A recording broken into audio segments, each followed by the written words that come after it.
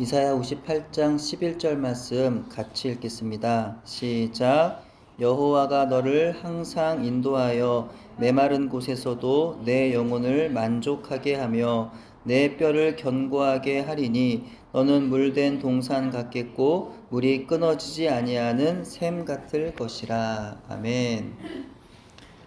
이사야서를 읽다 보면은 다른 선지서의 말씀들과 같이 하나님께서 이스라엘 백성들을 향하여 혹은 이방의 나라들을 향하여 심판의 말씀, 징계의 말씀, 형벌의 말씀들이 계속하여 주어지고 있는 것을 우리는 볼 수 있습니다.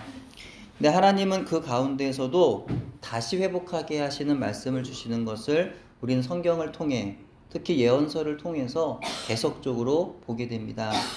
하나님은 창조 때부터 하나님의 백성들을 사랑하시고 그들 하나님의 백성으로 세워 가시기를 원하시지만 하나님의 마음을 알지 못하는 사람들은 하나님을 배반합니다.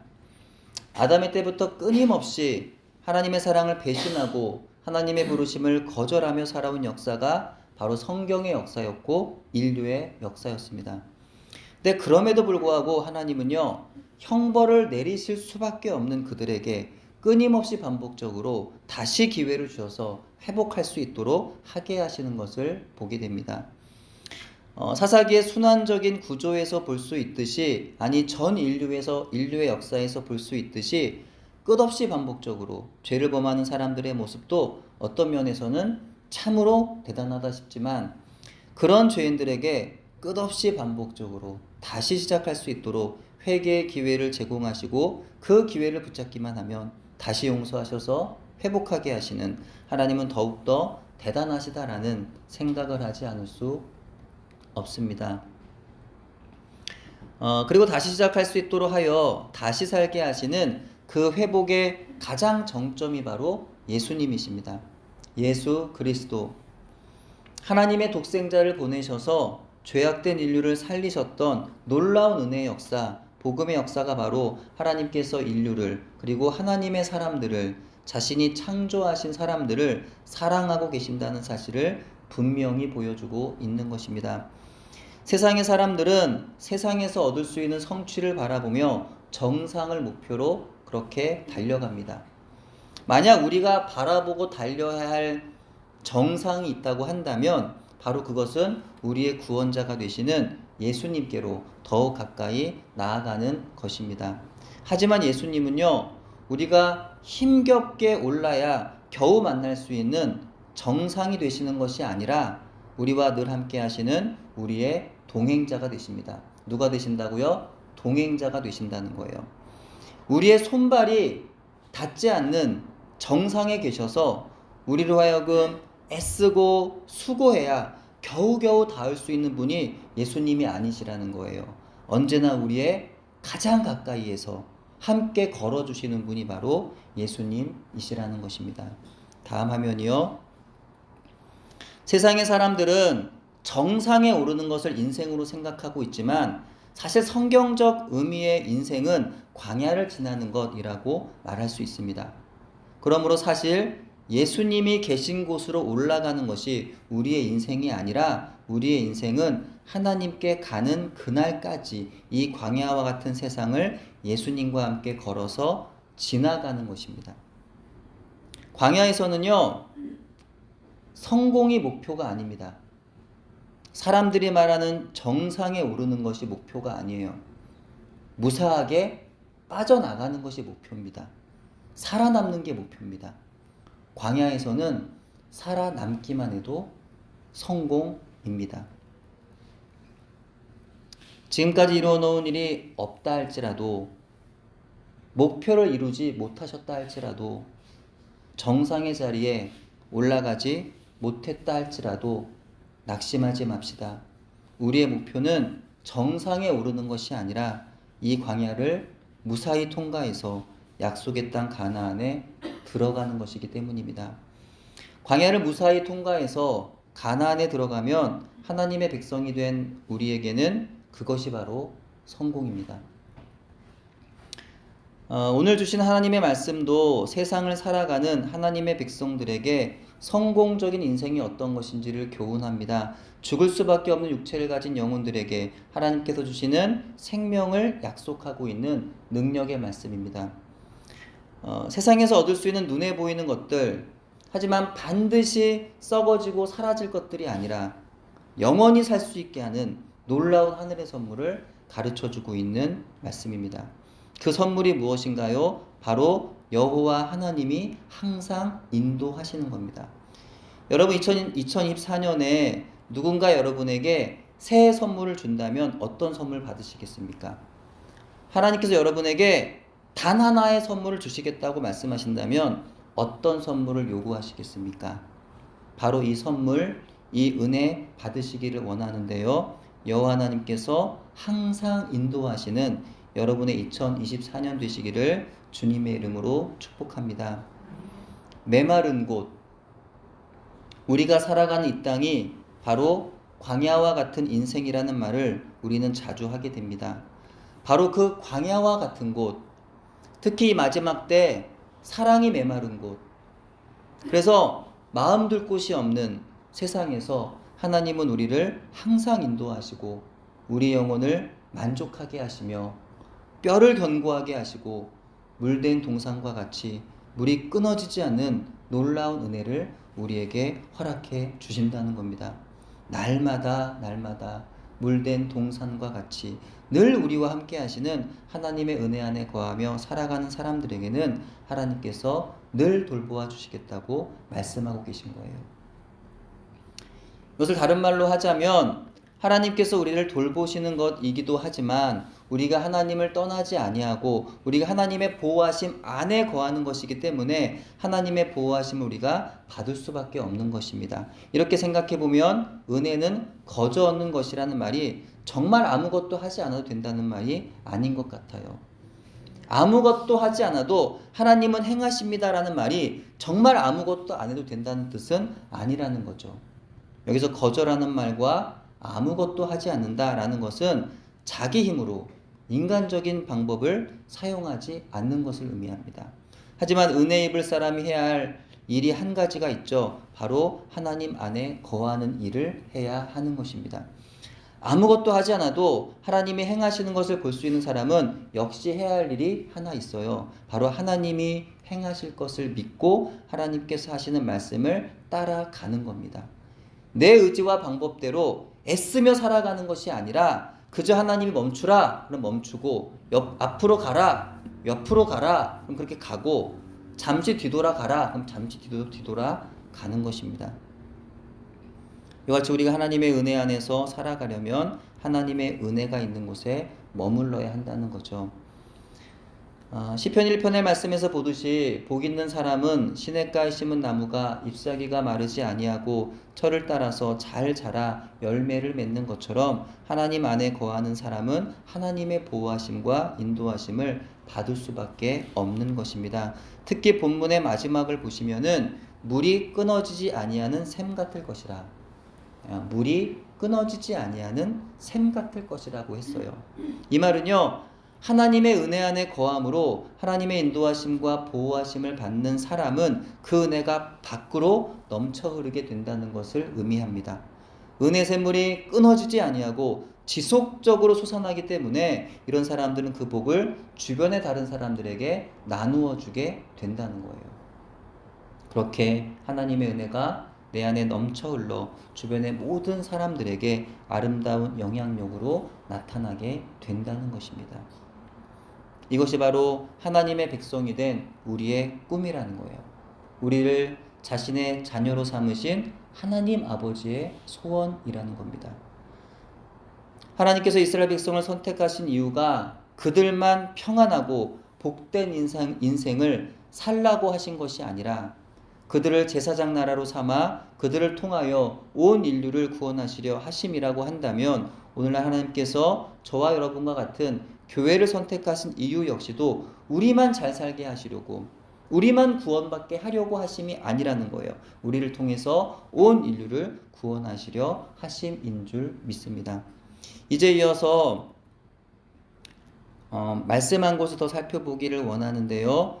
본문 이사야 58장 11절의 말씀처럼 신약성경 요한복음 4장 14절에 내가 주는 물을 마시는 자는 영원히 목마르지 아니하리니 내가 주는 물은 그 속에서 영생하도록 솟아나는 샘물이 되리라 라는 말씀은 바로 예수님께서 수가성 여인에게 영생하도록 솟아나는 샘물을 주시겠다고 말씀하신 겁니다. 근데 여기서 그 영생의 샘물은 바로 예수님 자신이라는 거예요. 예, 화면 보시면은 유대인들과 사이가 좋지 않아서 서로 교류하지 않는 사마리아의 수가성에 살고 있던 한 여인, 그 한 명의 여인을 만나시려고 예수님께서는 그 우물가를 수고하여 찾아가시게 됩니다. 근데 거기 우물은 당시 사마리아인들이 거주하던 축복의 그리심산과 저주의 에발산 사이의 세겜, 그래서 어깨라는 의미를 가지고 있는 세겜, 그래서 오늘날의 지명으로는 나블루스라고 하는 그곳에서 약 1km 지점에 위치한 32m 깊이의 우물입니다. 이 우물의 깊이는 1838년 미국의 성서학자 에드워드 로빈슨이 처음 우물의 깊이를 측정하여 본 결과 32m였던 것이 이후 순례객들이 우물의 깊이를 알고 싶어서 계속 그 우물 안으로 돌을 던졌다고 해요. 그래가지고 그 우물 안에 돌이 쌓였던 겁니다. 그래서 지금의 실제 깊이는 약 22m 정도라고 알려져 있습니다. 2017년 이스라엘에 갔을 때 야곱의 우물 교회로 알려진 그리스 정교회 교회에 방문하여 저도 이 우물을 볼 수가 있었습니다. 여행자들이 안내하신 할아버지를 따라서 줄을 지어 교회 안쪽에 계단을 내려가면 거기 우물이 있습니다. 우물을 직접 길러보는 체험도 관람객들이 할 수 있고요. 당시 안내하시던 분이 사진 촬영을 금하셔서 사진이나 영상을 남기지 못해 개인적인 기록이 남아있진 않지만 인터넷에 검색하시면은요, 이 몰래 찍어 올리시는 분들이 있어요. 하지 말라고 하는데 몰래 찍어 올리시는 분들이 있고요. 또 기록물로 남겨진 또 그런 사진들을 우리가 볼 수 있습니다. 광야의 메마른 땅이라 물을 찾아보기 힘든 이 이스라엘에서 2000년이 지나도록 여전히 물이 나고 있다는 사실이 매우 놀랍습니다. 깨끗하여 마실 수는 있지만 간혹 배탈이 난다고 해요. 그래서 방문객들에게 이 우물을 길어 올리는 체험을 하긴 하지만 마시는 사람은 없고 기념으로 물을 담아가는 사람들은 간혹 있다고 합니다. 근데 바로 이곳에서 예수님께서 삶에 지친 한 사마리아 여인에게 영원히 목마르지 않는 영생하도록 솟아나는 샘물을 선물로 주셨다는 겁니다. 예수님을 만나면 예수님을 믿는 모든 믿는 자들에게는 바로 그녀와 같은 영원히 목마르지 않는 영생하도록 솟아나는 샘물을 선물로 받게 되는 것입니다. 저와 여러분처럼 하나님 안에 거하는 하나님의 자녀들에게는요, 항상 하나님의 인도하심이 있기 때문에 메마른 곳에서도 영원히 만족하며 육체도 강건해지고 물된 동산처럼 은혜의 물이 항상 내 심령 속에서 끊어지질 않는다는 거죠. 저와 여러분과 같이 예수님을 믿는 사람들은요, 바로 사마리아 수가성 여인처럼 영원히 목마르지 않는 생명수를 마신 사람이라는 겁니다. 근데 그러면 우리는 더 이상 목이 마르지 않아야 됩니다. 맞죠? 예. 하나님의 은혜가 내 안에 채워지고 예수님의 생명수가 내 안에 넘쳐흐르고 있다면 어때요? 영원히 목마르지 않아요. 예수님의 그 말씀 그대로 영원히 목마르지 않아야 정상이에요. 맞죠? 근데 여러분 어떠십니까? 영원히 목마르지 않으십니까? 지난 한 해를 생각해 보세요. 영원히 목마르지 않은 사람처럼 살아오셨나요? 예.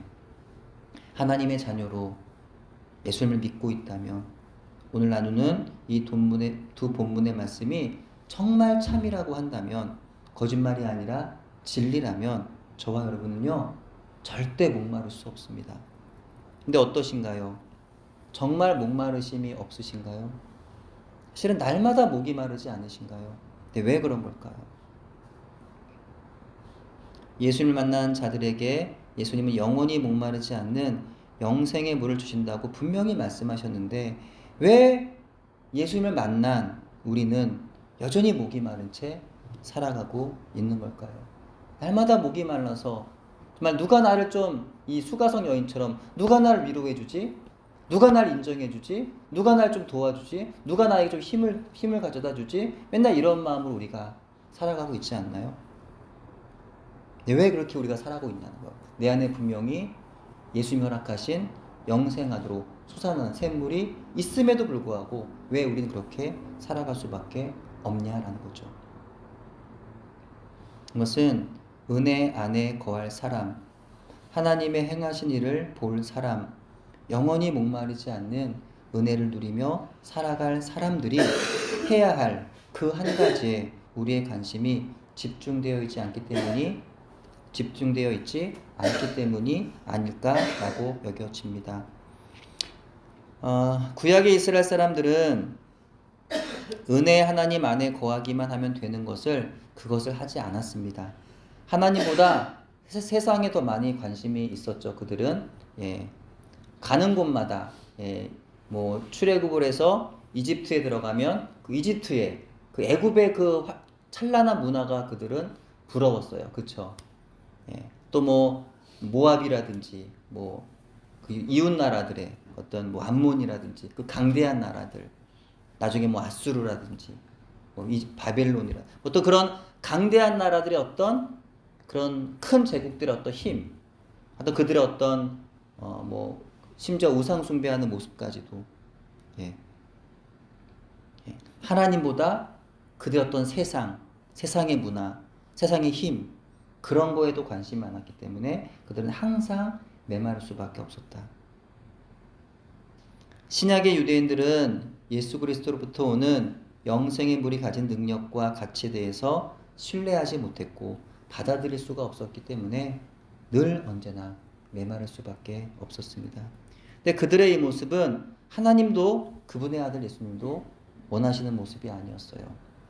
하나님 자신의 백성들이 그분 안에서 풍성한 은혜를 누리기를 원하십니다. 예수님은 자신의 사람들이 그분 안에서 영생의 복 누리기를 원하십니다. 그 은혜 안에 영원히 목마르지 않는 놀라운 기쁨을 만끽하는 그분의 자녀들, 그분의 사람들로 세상을 살아가기를 원하시는 것입니다. 마찬가지로 저와 여러분의 메마른 삶도요, 하나님 원하시는 삶이 아니라는 거죠. 우리가 겪는 고통과 수많은 아픔으로 인한 그 절망은 주님 원하시는 것이 아닙니다.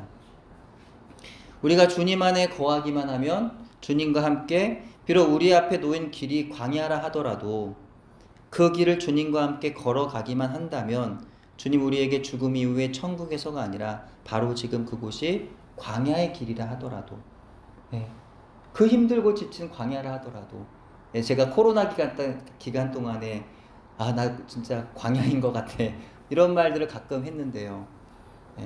광야처럼 느껴질지라도 바로 지금 그곳에서 영원히 목마르지 않도록 영생하도록 솟아나는 샘물을 맛보게 하시겠다는 것입니다. 주님의 약속의 말씀을 붙잡고 살아가는 여러분 되시기를 주님의 이름으로 축복합니다. 하나님 아버지 놀라운 은혜의 말씀을 신뢰함으로 그 은혜 가운데 인생의 길을 걷는 여러분 되시기를 주님의 이름으로 축복합니다. 이와 같이 내 안에서 영원히 솟아나 넘쳐 흐르는 하나님의 은혜, 주 예수 그리스도의 은혜를 경험하며 살아가는 또 그 은혜로 주변의 사람들을 살게 하는 여러분의 2024년 또 남은 생이 되시기를 주님의 이름으로 축원합니다. 하나님 감사합니다. 우리에게 감사한 2023년을 기억하게 해주시고 또 소망에 또 감사하며 살아갈 2024년을 시작하게 해주시니 감사합니다. 이 한 해를 주신 말씀 붙들고 기억하며 하나님의 은혜 안에서 은혜로 흘러 넘쳐 살아갈 수 있게 도와주옵소서. 우리의 삶의 길이 비록 광야와 같을지라도 때로는 지치고 험악한 길이라 할지라도 그러나 그 길 위에서 항상 나와 같이 하여 주시는 나와 동행하여 주시는 예수님과 함께 그 길을 잘 걸어갈 수 있도록 그래서 끝까지 주님의 나라 가는 그날까지 이 길 잘 걸어갈 수 있도록 주님 역사하여 주시옵소서. 감사드리며 예수님의 이름으로 기도합니다. 아멘.